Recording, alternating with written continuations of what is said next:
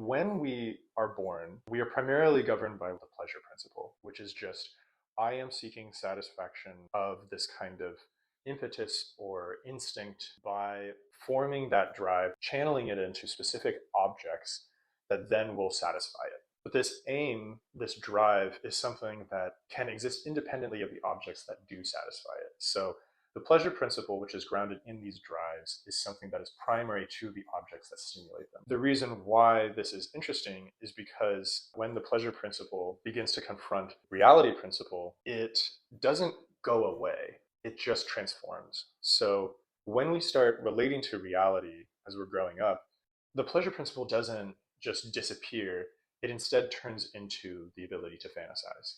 The reality principle generates itself because we realize that we can get a certain amount of pleasure now from something, but if we just wait, we can get a further pleasure, more pleasure later on. Reality then is just a kind of barring to the pleasure principle now.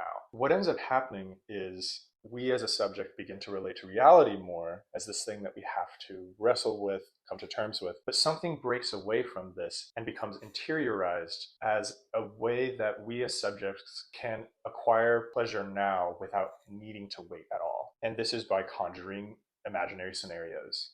And these imaginary scenarios are fantasy. It's a way that we can expend a certain amount of mental energy and get a return and pleasure on it that doesn't require any sacrifice.